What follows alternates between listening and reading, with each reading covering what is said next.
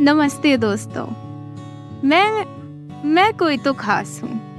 देखने में तो मैं बस एक मामूली पत्थर लगता हूँ, पर कोई ऐसा वैसा पत्थर नहीं। पन्हाला किले के उत्तरी दुर्ग का सबसे ऊंचा पत्थर। इस प्रचलित किले में शिवाजी राजा ने अपने जीवन का एक अहम हिस्सा गुजारा है। और क्या आप जानते हैं, कहाँ राजा भोज कहाँ गंगू तेली। इस कहावत का निर्माण भी इसी किले में हुआ था। मेरे इस घर से मैं सब देख सकता हूँ। मुझे आज भी याद है जब शिलाहार वंश के राजा भोज, इस किले के निर्माता, ने पहली बार किले की नींव रखी थी। साल था 1178। फिर 31 साल की कड़ी मेहनत के बाद 1209 में इस किले को बनाने का कार्य पूरा हुआ। और आपकी जानकारी के लिए, राजा भोज अपने वंश के आखिरी महत्वपूर्ण राजा थे। अगर आप मुझसे आज मिलना चाहते हैं तो आपको कोल्हापुर से 20 किलोमीटर का सफर तय करना होगा। वैसे इस किले का आकार बड़ा टेढ़ा मेढ़ा है, इस कारण इसे सांपों का किला भी कहा जाता है। राजा भोज की निगरानी में इस दुर्ग में कई अनोखी संरचनाएं हुई थी। सबसे अद्भुत थी दुर्ग में बनाई गई अंदर बावड़ी। यह बावड़ी शिवाजी राजे द्वारा बनाई गई थी।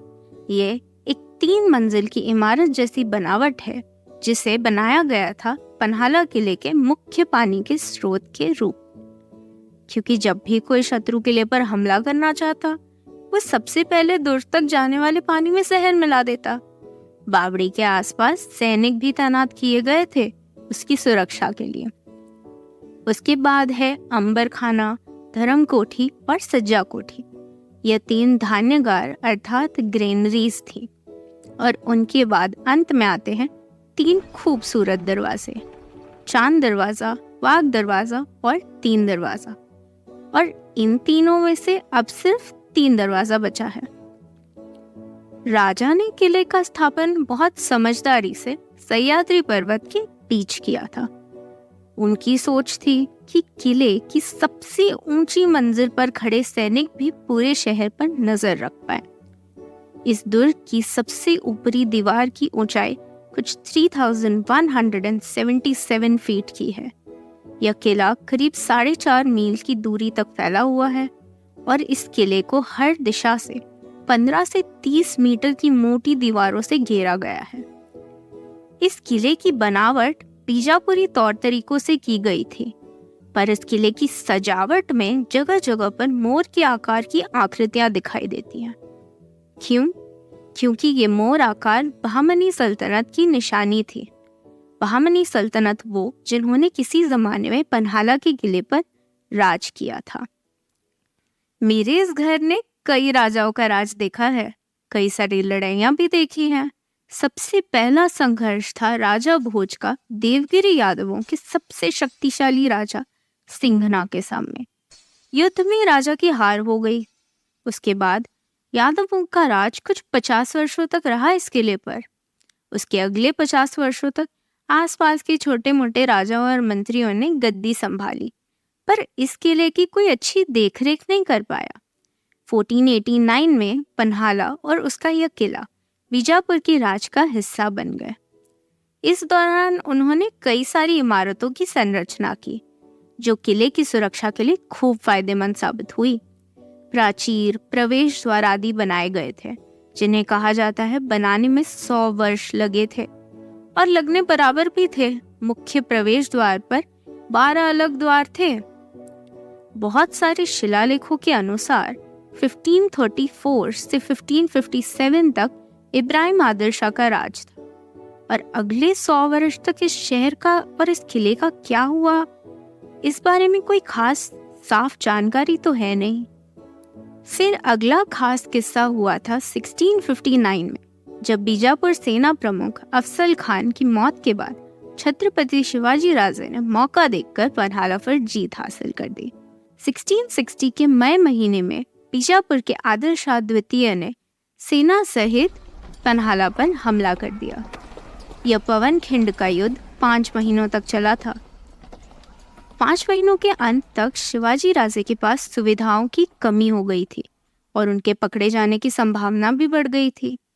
इस कारण उन्हें वहां से भाग निकलना पड़ा और उनकी तरह दिखने वाले उनके विश्वास पात्र सेना प्रमुख बाजी प्रभु देशपांडे ने आदिल खान की सेना को उलझाए रखा। पर अफसोस, इस युद्ध में उनकी भी मौत हो गई। यह युद्ध तो शिवाजी राजे हार ही गए, पर उन्होंने फिर पन्हाला पर जीत पाई साल 1673 में। तब से 1782 तक पन्हाला उनकी राजधानी रही। 1678 एडी में शिवाजी राजे और उनका ये साम्राज्य एक राज्य के हालत में उत्तम थे। तब पन्हाला के किले में तैनात थे 15,000 घोड़े और 20,000 सैनिक। अब जमा था पन्हाला पर मराठा शासन। 1818 के तीसरे एंग्लो मराठा वॉर में ब्रिटिश सेना ने 3 में से 2 दरवाजे पूरी तरह से नष्ट कर दिए, वो भी 3 हफ्तों की घेराबंदी के बाद। पन्हाला के किले पर मराठा शासन खत्म हुआ था जब 1837 में पन्हाला और उसके साथ कुछ और दुर्ग ब्रिटिश रूल के हवाले कर दिए गए थे। फिर आज़ादी मिलने के बाद 1947 में यह किला भारत के सम्मानित कल्चरल हेरिटेज साइट्स में से एक बन गया। मैं अब अपने घर में शांति से रहता हूँ।